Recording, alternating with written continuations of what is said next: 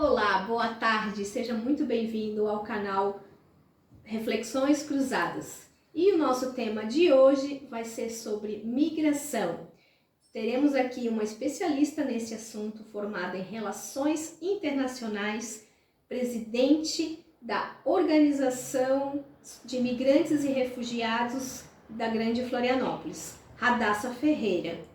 Aguarde em breve. Galera, tudo bom? Voltamos. E o assunto de hoje é sobre migração. Você que está ligadinho aí com a gente, já curta, compartilhe e deixe seus comentários. Tudo bom, Radassa? Tudo certo, Maria. Então, Radassa, vamos começar. Como que é essa organização pelos refugiados e pelos imigrantes? Como que é o acolhimento, como é que atua esse acolhimento em Florianópolis, na Grande Florianópolis? Sim. Primeiramente, muito legal estar aqui como entrevistada. E é muito bom para mim. Quem me conhece sabe, Marli, que eu gosto de falar sobre imigração, sobre refúgio. E principalmente a principal bandeira da minha organização que eu atuo como presidente é realmente acolher cada imigrante como um indivíduo único, como alguém que é detentora de direitos, que é uma pessoa também que precisa ser tratada como ser humano, né? Antes de ser caracterizada por sua nacionalidade, por sua religião, por seu credo, ou mesmo por sua cultura, né? Então é muito legal a gente ter essa oportunidade e eu vou contar um pouquinho mais aí, conforme tu for me perguntando. Então, quais são assim, os principais desafios que um migrante recebe assim que chega na cidade, em algum lugar, assim, quais são os principais e o maior desafio? Então, nós estamos com o trabalho da Organização pelos Imigrantes e Refugiados em Florianópolis desde 2016. Mas eu já trabalho com a pauta migratória na cidade antes disso. Como que foi fundado? Vou contar rapidinho assim, só para o pessoal conhecer melhor, né? A organização foi fundada na Unisul, enquanto a gente estudava as cadeiras de direitos humanos, direitos dos refugiados, alguns também eram da cadeira ali de administração. Então, a gente uniu forças e foi bem na época da migração forte do Haiti para cá, né? Dos haitianos para cá. Tava uma migração muito forte e o pessoal percebeu essa necessidade na cidade. Só que o meu trabalho também com os imigrantes, ele começou num grupo de discipulado na igreja, isso em 2013, por aí. Então, aí já são mais de quase 10 anos trabalhando com os imigrantes. E o que eu percebo como necessidade, Marli, das pessoas que chegam aqui, independente da sua nacionalidade. Nós atendemos pessoas da Ucrânia, do Haiti, da Venezuela, de diversas nacionalidades, né? Da Guiné-Bissau, como vocês viram hoje na entrevista. Então, assim, todos eles têm a necessidade de serem vistos primeiramente como seres humanos, como pessoas que precisam ser bem acolhidas pela sociedade de acolhida, de Florianópolis, né?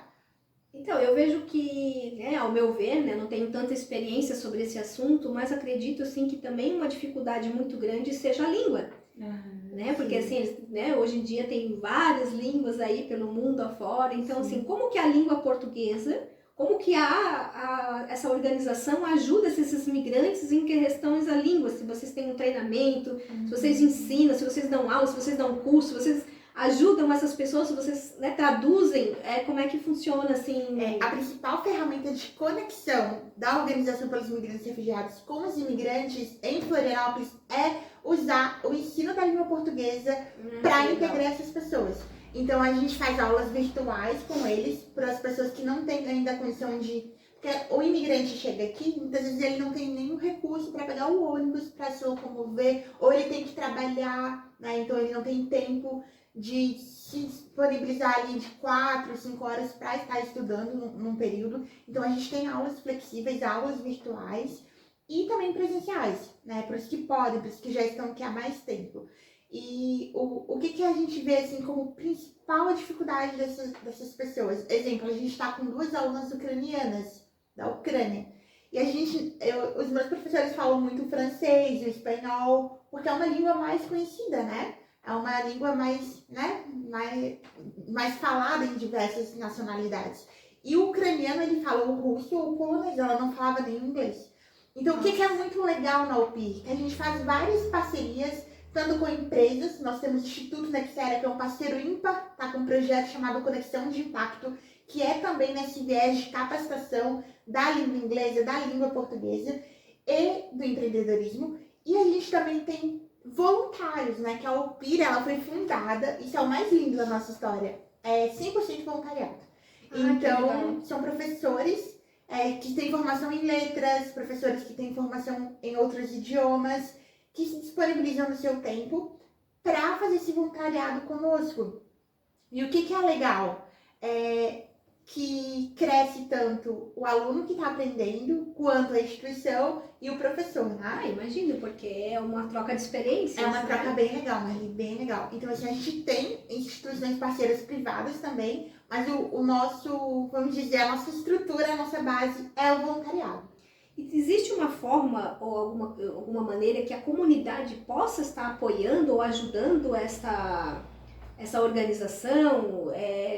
Exemplifica pra gente como que poderia estar sendo feito esse acompanhamento com a própria comunidade, com as pessoas. Sim, claro. Nós temos, geralmente nós fazemos rodas de integração, que são rodas onde as psicólogas, elas participam conosco junto dos imigrantes para discutirem multiculturalidade, né, para discutirem também questões da psique, que são muito importantes. Muitos imigrantes vêm com alguns traumas, né, de perseguição por política no país, não é distante, aqui na Venezuela. Né? Eu tenho uma história de um aluno bem forte que ele tinha assim, uma certa dificuldade no seu emocional por conta de traumas que ele tinha vivido, né? Então existem algumas formas assim, que as pessoas podem ajudar. Elas podem ajudar doando, né? Que é uma forma de ajudar. Elas podem ajudar também participando dos eventos conosco, ajudando, divulgando, se engajando nas redes sociais, curtindo, compartilhando os vídeos. Elas podem ajudar se voluntariando. Às vezes não é uma pessoa que tenha conhecimento de línguas, mas a nossa organização ela é dividida em alguns setores. Nós temos a parte social, que tu vai ajudar ali a organizar um evento, tu vai ajudar a entrar em contato com os imigrantes divulgando o evento, tu vai ajudar a fazer a doação de cestas básicas, fazer triagem. Tem a parte laboral, que é a parte que você vai nos representar ali junto às empresas, né, num dia de uma reunião e fechar uma parceria. Então, assim, a organização tem algumas áreas e a gente está, inclusive, com inscrições abertas para novos voluntários, né? E quais são os tipos de atividades que é ministrado? Se tem, são só cursos, só o treinamento? Então, assim, às vezes tem muitas pessoas que às vezes me perguntam, né? O meu trabalho hoje traz pessoas de fora e eles têm essa dificuldade de fazer a documentação. Então, quais são os tipos de serviços que a organização presta para o migrante e para o refugiado? Nós ajudamos eles sim com a questão da documentação. Às vezes eles precisam renovar o documento, tirar um RNE, eles precisam de ajuda ali nos trâmites da Polícia Federal, porque as documentos são às vezes complexas para eles entenderem, para eles preencherem, ou mesmo eles precisam de ajuda para formalizar um currículo, né, para ir em busca de um trabalho. A gente faz esse trabalho também. A gente também tem o trabalho, Marli, da assessoria jurídica, né? Nós temos algumas representantes jurídicas que nos apoiam fazendo essa representação. Acontecem muitas causas trabalhistas, né? A causa desse imigrante Mário foi uma delas. Ele sofreu uma acusação injusta e precisou de uma representação. Então a gente está sempre ali. Acontecem muitas causas trabalhistas que a gente precisa de representar o imigrante, né? Então a gente consegue, através dessa representação, né, legal, pleitear pelo direito, né, do imigrante. Sim, de uma forma que ele não tenha um custo, né, com a justiça para que seja feito. E nesses anos de experiências, muitas pessoas passaram pela sua organização. Você pode, assim, exemplificar ou dar uma história bacana de um exemplo de sucesso de refugiados e de imigrantes dentro da organização? Sim. Eu tenho alguns exemplos. Tu me fala assim, eu tava pensando, qual que eu vou escolher? Vou até citar alguns nomes aqui. Tem o case da Mary Ange, que ela foi dar a última palestra comigo e foi muito legal. Ela tem uma história de empreendedorismo, ela veio de uma família muito pobre e ela precisava cuidar, né, das crianças dela, ela precisava de um recomeço. Tem o caso da França, que veio pra cá, ela veio pra cá, pro Brasil, e ela deixou o namorado lá no Haiti. E tava muito difícil naquela época para que ele conseguisse o visto para vir. Tava bem complicado. Eu lembro que eu conversava com ele em francês, eu traduzia ali no Google Tradutor, porque o meu francês naquela época assim, é terrível, né? E assim, uma comunicação mais. Eu digo que o amor, ele sempre, quando a gente faz com amor, a gente faz pensando naquela pessoa, naquele momento, tem muita chance de dar certo. Ela não trouxe só o namorado, ela era um suporte para várias famílias que vinham do Haiti para cá. Ela colhia, ela cuidava, pagava aluguel, multiplicava comida para muitas pessoas. E ela conseguiu se formar em técnico de enfermagem, que ela conseguiu trabalhar. E ela foi exemplo para outros que chegaram depois. E tem o Xantos também, o Sonic Xantos, que ele se formou técnico de enfermagem. Inclusive, essa semana ele está assumindo ali num posto de saúde como técnico de enfermagem. Eu tô muito orgulhosa. E assim, teve o case do Josué e da Efta que se casaram e diziam pra mim: a gente só vai ter nosso primeiro filho depois que a gente comprar o nosso apartamento, Radassa. E eles conseguiram comprar o apartamento. E assim, todos esses que eu tô citando, Marli, a gente deu suporte. Precisavam de alimentação, a gente estava ali. Precisavam ir no CRAS, a gente estava ali junto com eles. A gente estava acompanhando. E é muito legal, assim. Porque a gente aprende, tu também, né? Tem amigos imigrantes, então sabe, né, Marli? Sim, a gente aprende muito, sim, né? Aprende, é muito legal, é bem bacana mesmo. Eu acho que essa choque de cultura é enriquecedor, né? A gente aprende, a gente ensina, a gente vê histórias e nada melhor do que histórias, né? Acho que todo mundo tem a sua história e se comunicar com a história das pessoas é muito bacana. Eu acho que pessoas conectam-se com pessoas e ouvir as histórias das pessoas é uma conexão bem legal. Políticas públicas, qual a importância que elas têm nessa organização? É muito importante, né? O brasileiro sabe da importância ali pelo SUS, pelo sistema de saúde único, como é importante para uma mãe que vai ter uma criança ter um suporte como tem no Brasil. É referência, a gente sabe. Tem muito a ser melhorado, tem, como áreas de validação de diploma, como áreas da prova para naturalização. São áreas que os imigrantes têm muita dificuldade, porque eles falam: nossa, essa prova não é feita nem para um brasileiro, quanto mais para uma pessoa de outra nacionalidade, sabe? Então isso precisa ser melhorado, né? Então, mas nada como nós, né, que conhecemos essas dificuldades para lutarmos, para representarmos as pessoas imigrantes e auxiliarmos mesmo, né? Quando falou ali, como que o brasileiro pode auxiliar? Primeira coisa, dedicar um pouquinho do teu tempo, da tua paciência para ouvir, entender bem qual a situação do imigrante, para conseguir ajudar de forma efetiva, porque o brasileiro, ele é acolhedor, ele quer sempre ajudar. Então, assim, um pouco da sua atenção em querer, às vezes tu não vai resolver tudo, mas tu vai estar curando a dor ali do imigrante de não saber o caminho, de vir de outro lugar e precisar de um direcionamento. Então faz toda a diferença. A sua formação em direito internacional, como que ela ajuda essa organização? Ela tem uma influência muito grande? Isso facilita essa formação para você estar dentro desta organização? Fala um pouco mais assim sobre a tua formação e o que isso realmente influencia dentro da organização. Com certeza. Ali quando a gente estuda, né, a minha formação em relações internacionais com enfoque em direito internacional. O direito internacional, ele pega ali várias áreas, né, dos direitos humanos também, que é a área dos direitos da base, né, do que é ser um ser humano detentor de direitos fundamentais. Ele vai transitar ali também dentro de outras áreas, como a questão do direito humanitário, que é o direito da guerra. É falado assim, tá, pessoal? Porque quando existe uma guerra, nós temos direitos, sabe, Marli? Sim, claro. Nós temos direitos, e quando você conhece esses direitos, isso ajuda muito, isso pode resolver questões sérias.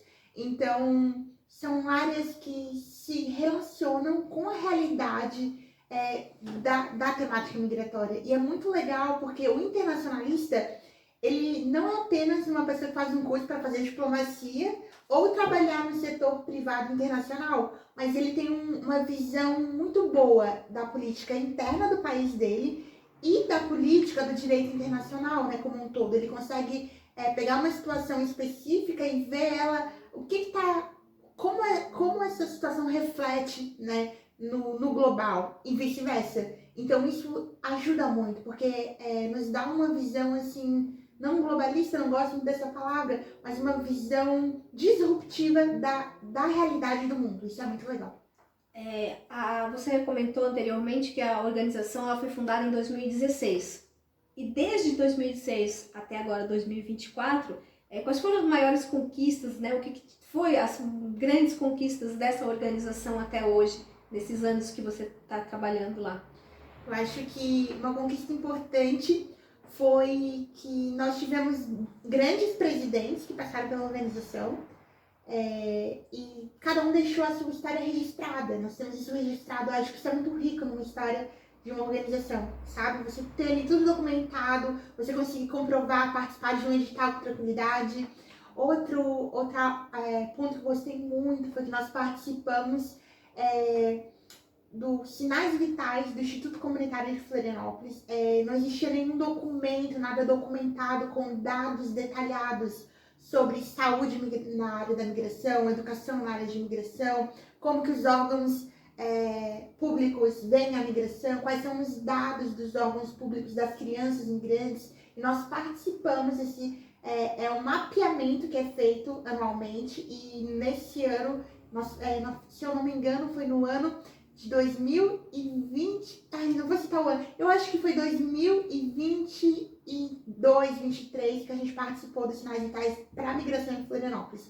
Então foi muito legal a UPIR poder contribuir com a sua visão, né, como organização dessa temática na cidade, e contribuir porque foi um marco, sabe? Não sei se todos conhecem, já ouviram falar dos Sinais Vitais de Imigração. Existem dados detalhados, né? E não existia até então, não se sabia qual era o número específico, né, do atendimento de imigrantes na saúde. Então, ali junto da assistência da saúde, a gente conseguiu esses dados, junto dos órgãos responsáveis, da segurança. Então, isso é muito importante. Mas ainda é um grande desafio, tá? Porque como é um fluxo, né, a gente nunca consegue ter contabilizado realmente quem são as pessoas que estão passando pela cidade, que vieram de outras cidades, quais que estão morando. E é muito importante que houvesse um acompanhamento mais detalhado, sabe? Para que as próprias políticas públicas melhorem. Sim. Para atender essas pessoas. E quais são as expectativas e os objetivos para o futuro dessa organização? Vocês têm metas, vocês têm planos para o futuro? Sim. Outra coisa muito importante, o Instituto Comunitário de Florianópolis tem sido assim, incrível na trajetória da UPI. Nós temos muito a agradecer, inclusive, a Mari, do ICOM, a toda a equipe, porque nós tivemos mentorias com eles. Participamos também de um edital, onde nós tivemos a oportunidade de ter várias mentorias. Não conseguimos ir até o final, por alguns intercalços, né, do caminho, mas até o momento que fomos foi muito valioso, e nós fizemos exatamente todo esse planejamento da UPI daqui 5, 10, 20, 30 anos. Nossa. Então tá bem legal, a gente tem várias metas, principalmente em consolidar a nossa parte financeira, né, nossa parte de recursos próprios, de editais, de parcerias. Isso é muito importante para a sobrevivência, não somente da organização, mas para deixar um legado, né? Então, eu não vou estar na presidência, né? Já deixo aqui registrado para sempre, um tempo contado, né? Nós temos ali um estatuto, mas a UPI vai continuar existindo a longo prazo, né? Então, e é muito importante. Sim, isso. É um trabalho bem bacana, Sim. né? É um trabalho que não pode morrer, na verdade tem que ser multiplicado. Sim. Né? Se outras pessoas pudessem aumentar, em vez de ter uma sede só em Florianópolis, ter uma sede em outras, Palhoça, Biguaçu, São José, também seria bem interessante, quem sabe aí para o futuro. Sim. Então, nós atendemos toda a Grande Floripa. É isso aí, galera. Espero que vocês tenham gostado desse assunto. É bem grande, é um assunto extenso, tem muitas coisas. Se vocês têm alguma dúvida e vocês querem saber um pouco mais sobre isso, vocês podem deixar aqui nos comentários, aqui embaixo desse vídeo aqui, que a Radassa vai estar respondendo para vocês. E vou deixar também o contato da Radassa ali, um e-mail, o Instagram e o contato dela, que vocês podem estar entrando por ela, está auxiliando vocês que são migrantes ou refugiados e precisam de auxílio. A Radassa pode auxiliar vocês, pode ajudar vocês. Então, gente, compartilhe esse canal, curtam, deixem seus comentários e fiquem ligados.